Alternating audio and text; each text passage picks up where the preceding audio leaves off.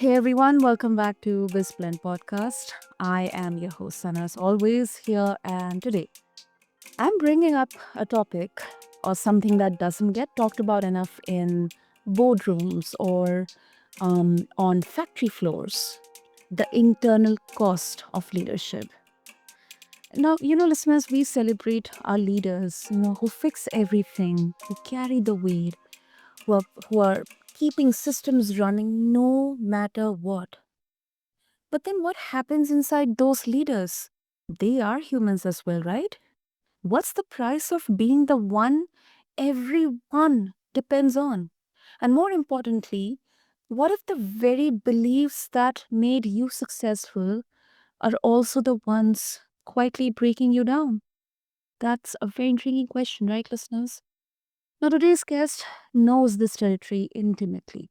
Stephen McConnell spent over 30 years in high pressure manufacturing environments, building departments, solving chronic problems, and being the person others turned to when things needed fixing. But behind the capability was a story most people didn't see, one shaped by early instability, a belief that everything wrong must be his fault, and years of suppressing emotions to keep everything running smoothly. And that path eventually led to alcoholism, not with a dramatic crash, but then with a quiet, honest moment of truth. But then Stephen chose sobriety and he began what he calls a year long experiment in human behavior.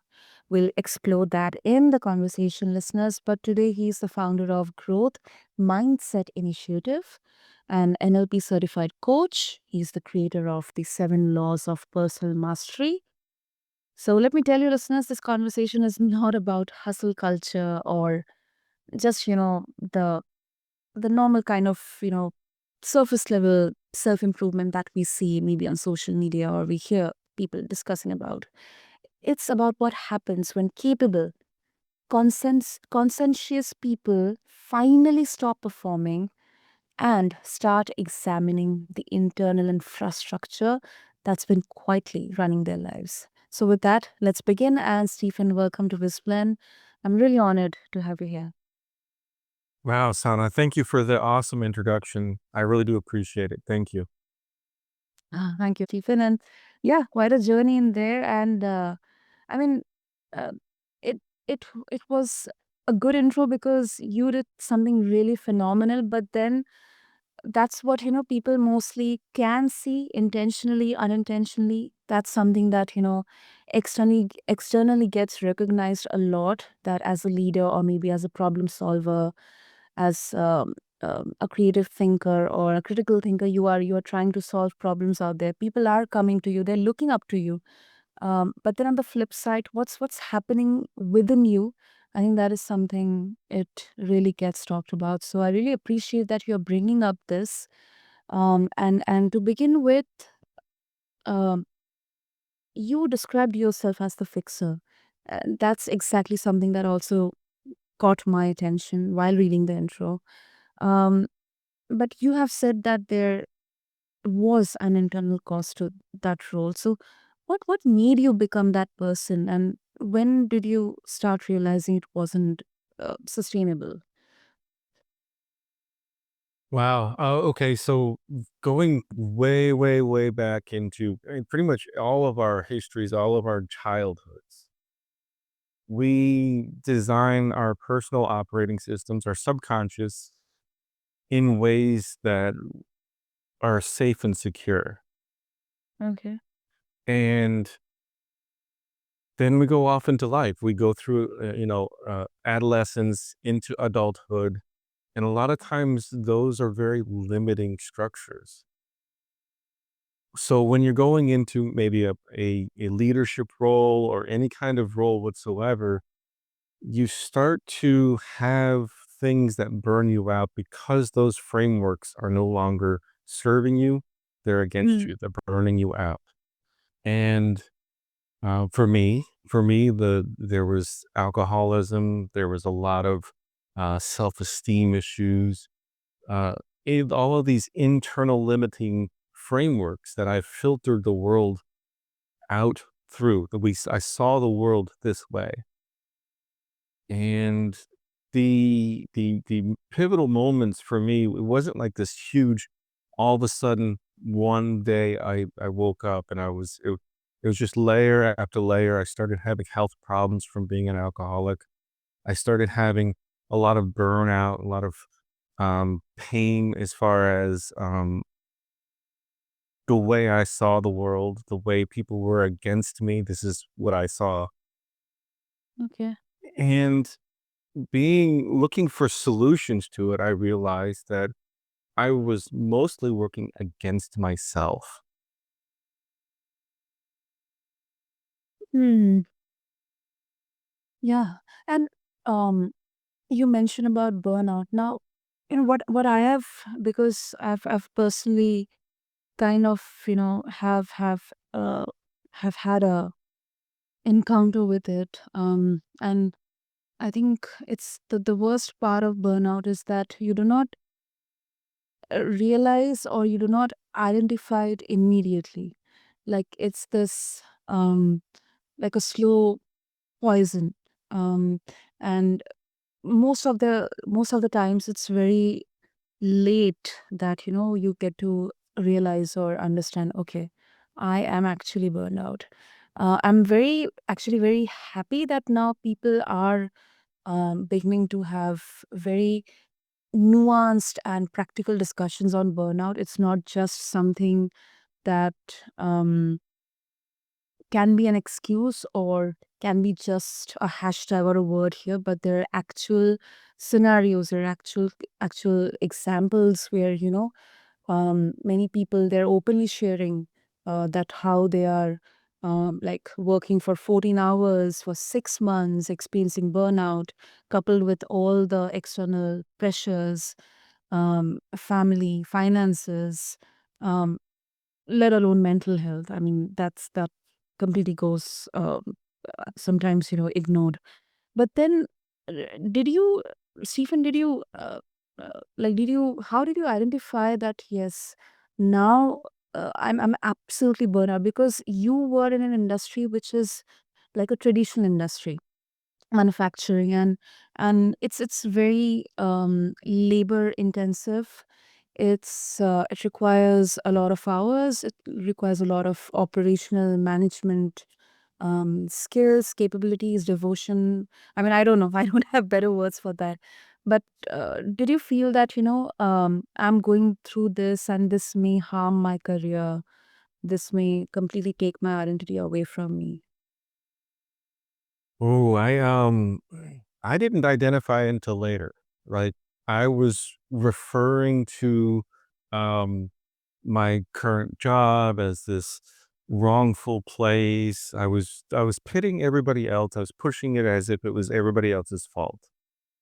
And I was waking up tired, your inside tired, not physically tired. Yeah. And there was a point in time where I stopped and I had to ask myself what was wrong. This initial moment is where I started to build a little bit of self-awareness, Okay. realizing that it was a multi-person party system where I was contributing. I learned that I had to own myself, own my actions, own that wherever I am in life is mine. It's nobody else's. It's my choice. And this is once again, I'm describing probably a year, 2 years, 3 years worth of realizations. I started journaling, which is a self-awareness practice. Yeah. I started exploring the emotional side. Up until that point in time, most of what I filtered, what I showed, displayed the world was anger, frustration. Hmm. And, I'm not certain, it might be a bias, but, that was how I was raised as a man. Like, Hmm. you're not allowed to display joy. You're not allowed to display this or that. And I had to break free of those. those limiting frameworks through self-awareness. So what took me a couple years of realization, self-exploration, if you start to cultivate self-awareness first, then listen to what you're saying verbally and what you're saying to yourself internally. You start to become curious and make sure you're curious about it too. You start to build that curiosity of, is this the correct terminology? Is this supporting where I'm growing? So for me, the life lesson, as far as just same thing with like the addiction to alcohol, it came to a point where it started to show symptoms in my real life, physical health symptoms, mental system, all of those symptoms. Same thing with the burnout. You start to get into this symptomatic phase. And then, I blamed the world. I blamed everybody against me. This did impact my career. This impacted my family. This impacted Mhm. everything. And growing from that, I started to say, hey, maybe it's not everybody, and maybe I have a part in this. Yeah. I think that is such an important aspect, especially when we are trying to analyze everything. I mean, it doesn't mean that, we we have to, like, it doesn't advocate for uh, self judgment or self blaming. But then, yes, um, before simply just putting the blame on everyone else or every part of the system around you, I think we need to start from ourselves. The starting point should be always within us. Mm. Do I have a part in here? Do I have a role in here to play before I pin the blame onto someone else or something else? Um, and I think that is something which is not only applicable in the business or the professional world, but in personal world as well, personal lives as well, Stephen. Absolutely, absolutely. If I may interrupt just a little bit, Yes, you yes. you had said something there that's very important, and I want to highlight it as well because I went through this as well. Is going to the other extreme and completely blaming everything on myself, Mm, and naively accepting that everybody meant great things for me, and it was all my fault.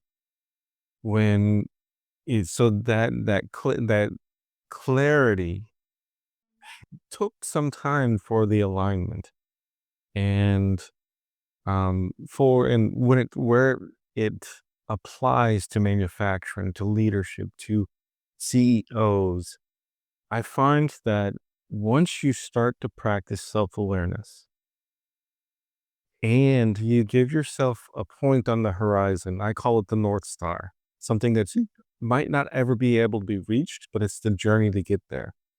mm.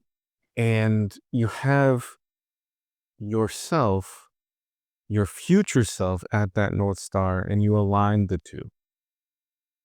And that is where I find that a lot of my clients, they really start to empower themselves.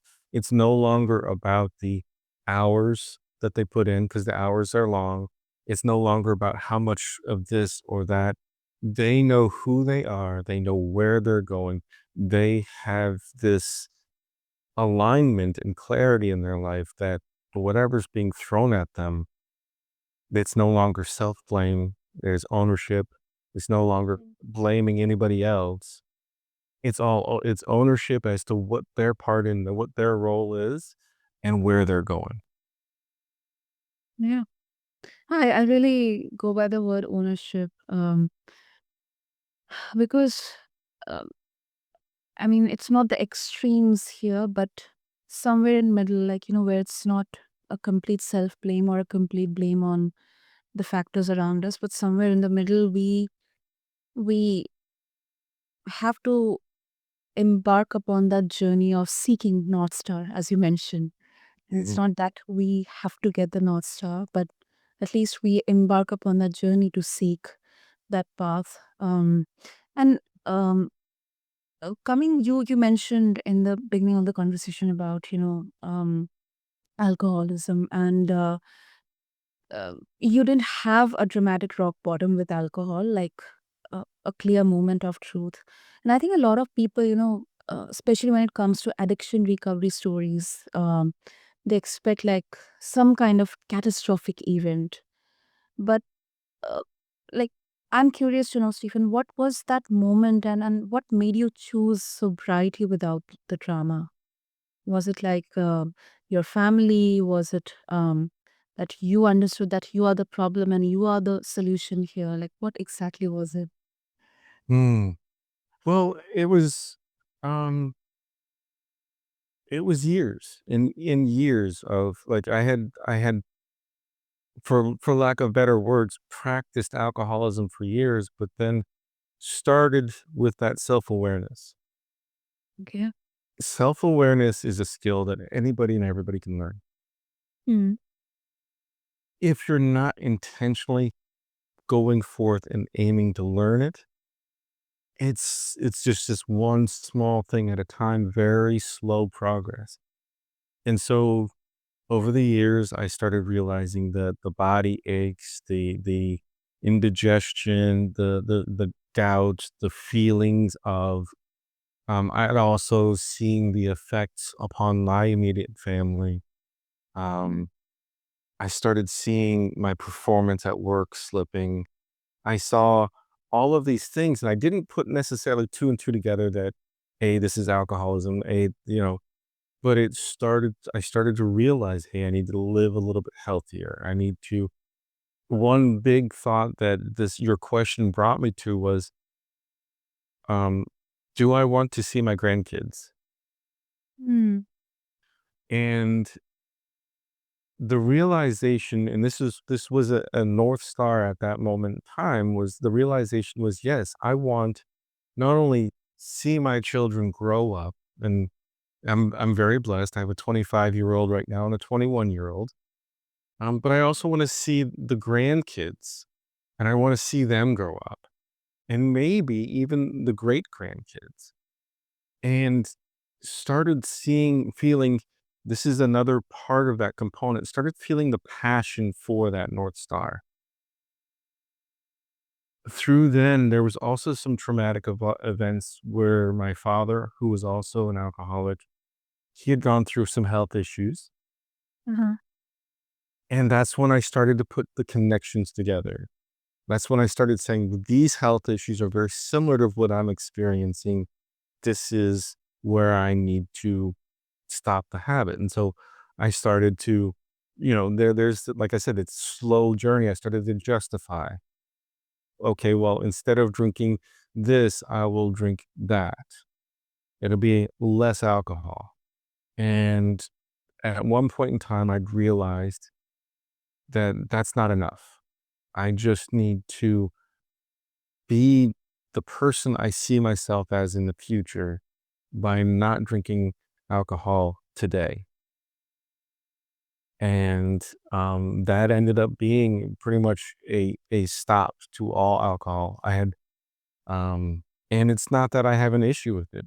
I had a moment a couple of years ago where I was out with some friends and we had a couple beers, and I knew I stopped at 2 beers and I was good, and I haven't touched it since. Mm. Um, so I feel like the alignment process allows me to get rid of that internal coping mechanism and then build healthy relationship with whatever my addiction was, which is alcohol. So the rock bottom, I guess, took years to happen and took years to unhappen. So there wasn't really a rock bottom. It was just a slow awareness process where, and this is what I teach. This is the neuro-linguistic programming, where passion, gratitude, and joy bring you to your future self faster than any other way. So you have your North Star and you build your passion there. And it's like gravity. It pulls you to it. That's right. That's right. And Before jumping on to the next question, one thing that I want to say, like, especially around this word self awareness. Now, sometimes it can be um, a, a, a very obvious way to, like, bypass accountability. I'm self aware that I have a bad temper, but yeah, I have bad temper. I have accepted it. So others have also have to accept it. I mean, it doesn't mean that, if you're self aware, you are accepting the flaws or maybe the shortcomings, if at all there is um, a valid reason for improvement in there or valid reason for growth in there, then I think um, self awareness should not be the reason for bypassing accountability. That is something I think sometimes many people have that kind of misconception. I absolutely agree. I think that, see, where my mind went with that conversation was there's self-awareness. You are aware of, for me, I was aware that I had a bad temper. Hmm. Then there's ownership. Yes. And the ownership is either acceptance or justification. And I'm trying to play with words just a little bit here, just to try and describe what I mean.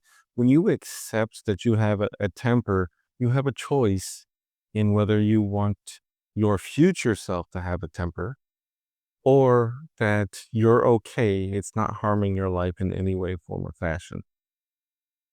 As opposed to justification, well, I have a bad temper because that driver in front of me or this person is this.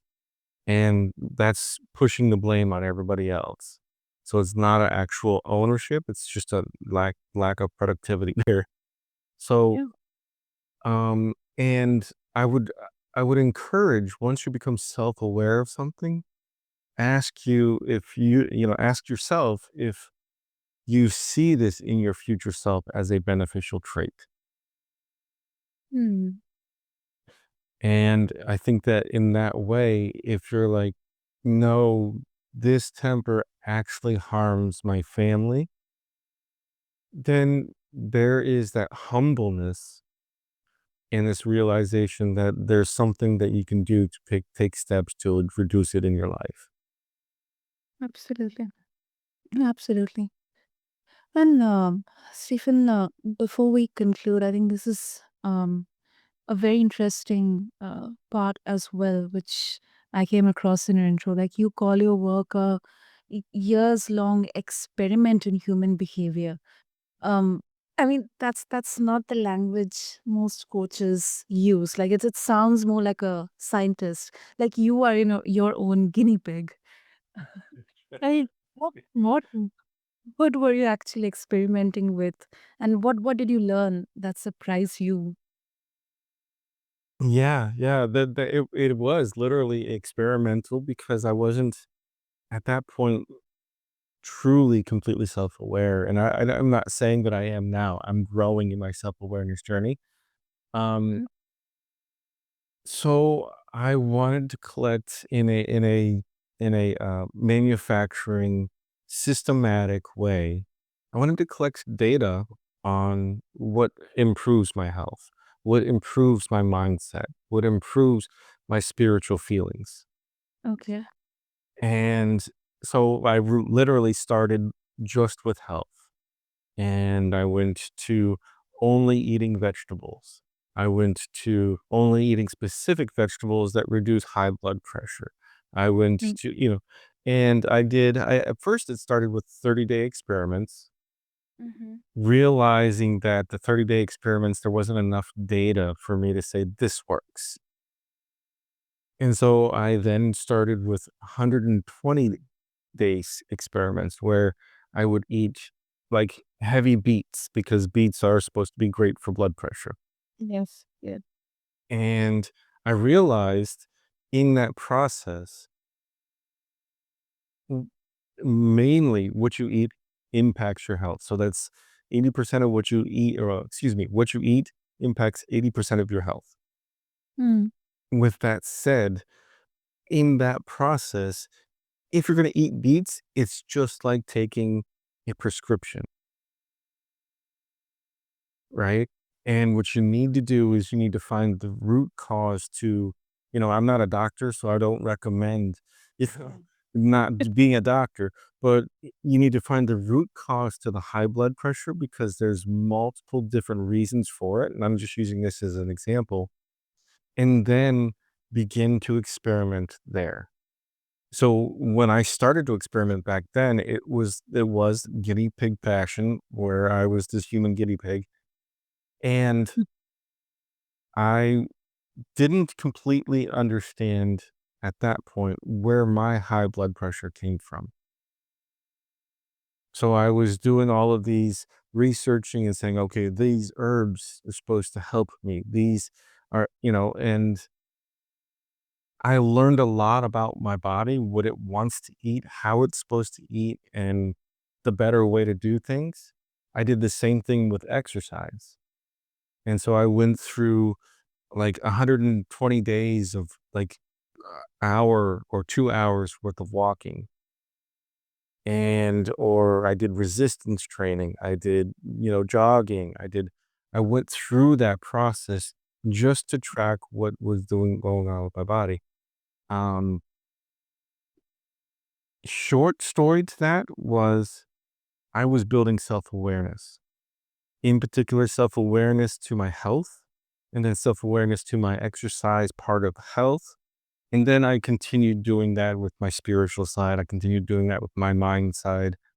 Um, and that's when I started teaching leadership. I started teaching leadership in corporate manufacturing, did that for 2 years. By all means, I was scared to be in front of people. Yeah. And it's a lot of times managers higher than me, owners and CEOs, teaching leadership. Um, Okay. but it was an experiment. And that's where I learned the self-awareness of itself, of that is a core component. And then you remove what doesn't work. You input in your North Star, your passion, and you go from there. That's right. That's right. And that is very, very interesting, Stephen, very interesting. Um and I think you overcame your fear as well. Like you mentioned about, um, you were actually taking a chance here. You were trying to experiment, exploring coaching leadership um, for not only CEOs or but managers. And I mean, like, so many people have that fear because something that they have been very comfortable with themselves, maybe tweaking or being flexible, being nimble, that, okay, let me try this strategy for myself or this strategy, or let me go this way. Um, when it comes to, like, now as a coach, as a mentor, you are becoming a very important part of someone else's, most probably a career trajectory. um, I think the responsibility here, it increases a lot, and I think sometimes that fear is genuine, but I think you overcame that fear, and I think that is a huge aspect of self improvement, self development, personal growth, whichever words I can throw out here. Yeah, yeah. And I'm still pushing forwards. Yeah. I'm still pushing forwards and experimenting. So when it comes to coaching and guiding CEOs and presidents and all of the C suites, I'm pushing forward. I'm doing speaking contests now, and going forth in that manner. Really, what it is first, does it align with your North Star and your passion? Hmm. And then on another core component of that is once you clearly see that that does align with that, understanding that anxiety in particular is the same emotion, just framed differently in your mind as excitement. And so being able to realize that, oh, I'm in anxiety, but I'm excited because this is going towards my North Star. And then there's a last component to what we were talking about right there is the 5 minutes to 10 minutes before you get ready to do an action that is fearful, anxiety ridden, or, reframe it to excitement is the time where most people, that's the pain point. Most people think of that moment Mm-hmm. and stop. Yeah. And realizing that it's the 5 to 10 minutes before you take that action, it's not actually the action that the pain point is on, if that makes sense. It does. Absolutely does, Stephen. Absolutely does. And something related to it, I mean, of course, I will leave it to all of our listeners to explore more around this, but you have created something which is the 7 laws of personal mastery. I mean, without going through all seven, because we do have a time constraint here, but then what's one law that manufacturing leaders uh, consistently, or maybe leaders in general, consistently struggle with most? Why? Hmm. Hmm. Well, part of, and I listed several of them without even just kind of naming them from the book, Seven Laws of Personal Mastery. Um, it there's the clarity, the alignment. There is the having the North Star, knowing yourself. But I think that a large portion of all of us, doesn't matter what station we are in life, a large portion of all of us have a struggle or difficulty with the emotional intelligence part of it. And the emotional intelligence part of it, that emotional intelligence part is what's, say, for instance, your ego or your arrogance prevents you from becoming self aware Mm. or justifies, once you're aware of a trait, you justify that this is the reason why I do this. So I would go to the neurolinguistic programming side of things and say that the basis is emotions and belief. Hmm. And I think that is something, like specifically, if we look at the traditional industries, I think it's yet to have a major impact, especially when it comes to emotions or, vulnerability or emotional intelligence, because unfortunately, um, these, the perception or the image around all these words are somewhat related to, or they portray weakness, like, Yeah. not having the control, because something that we cannot control, we have this, mostly leaders will have the fear of letting go of everything in here. But I think that fear is real, and um, there is definitely a long way ahead to not change, but at least be aware about it. And before we wrap up the conversation, Stephen, I'm very sure listeners will definitely have their thoughts or experiences. They would like to share their opinions, and they would also like to connect with you, explore more around your work, your coaching, and of course the 7 laws of personal mastery. So if they would like to do that, how they can connect with you? Well, I would like to. There's always my LinkedIn profile, which is Stephen McConnell 1. Mhm. But I would like to direct them to where all the resources is, and that's mindsetgrowth.com. And that's MY, so MYNDSET growth.com.